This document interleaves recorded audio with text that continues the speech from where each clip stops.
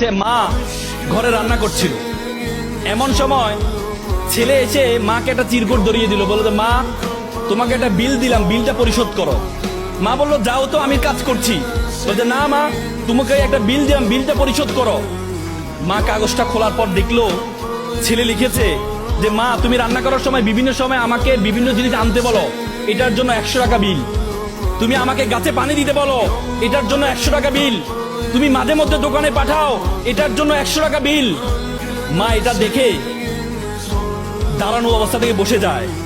বসে যাওয়ার পর বাবা তুমি লিখেছো? বলছে মা হ্যাঁ আমি লিখেছি। বাবা তুমি লিখেছো? বলছে মা হ্যাঁ আমি লিখেছি।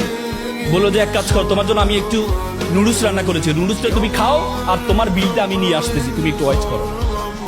মা একটা কলম নিয়ে সে কাগজের বিপরীত পাঠে লিখলো, বাবা 9 মাস তোমাকে পেটে ধারণ করেছিলাম, জীবনে এত কষ্ট, টানা 9টা মাস তোমাকে আমি বহন করেছি। রাতে ইচ্ছে করতো একটু ডান পাশ হই, কিন্তু ডান পাশ হতাম না, আমার বাবুটা যদি পেটে ব্যথা পায় সেজন্য আমি ডান পাশ হতাম না।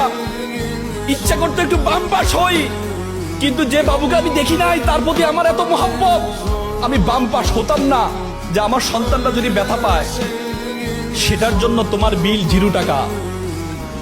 তুমি জন্মগ্রহণ করেছিলে, জন্মগ্রহণ করার পর 2টা বছর যে পরিমাণ ঘুম ভেঙেছে আমার, যে পরিমাণ প্রায় 6 মাস টানা, 6 মাস পরিমাণ ঘুম আমি ঘুমাই নাই আমার সন্তানের জন্য, সেটার জন্য বিল 0 টাকা। তুমি পিঠা পছন্দ করতাম, ওই দিন পিঠা রান্না করেছিলাম তোমার জন্য, পরিবারের সকলেই পিঠা খেয়েছে, সর্বশেষ একটি পোড়া পিঠা ছিল, সারাদিন কিছু খাইনি, চিন্তা করেছিলাম পিঠাটা খাবো। তুমি বাইরে থেকে দৌড়িয়ে এসে বললাম মা এটা কি অন্য পিঠা, এই পিঠাটা আমি খাবো। আমি তোমার দিকে একটু তাকিয়ে আমার সন্তানের হাসি দেখে নিজের পেটের মধ্যে যে খিদা আছে সেই খিদার দিকে আমি তাকাইনি, সেই খিদার দিকে আমি তাকাইনি, আমি তোমাকে সেই পিঠাটা দিয়ে দিয়েছিলাম।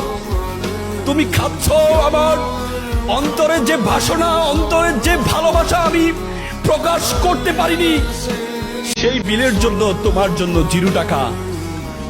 সন্তানকে যখন দেয়া হলো, সন্তান এটা দেখে মাকে জড়িয়ে ধরে কান্না করে বলল মা তোমার থেকে আমি, তোমার কাছ থেকে কোনো বিল আমি চাই না। চুমু খেয়ে ছেলে কান্না করে দিয়েছিল।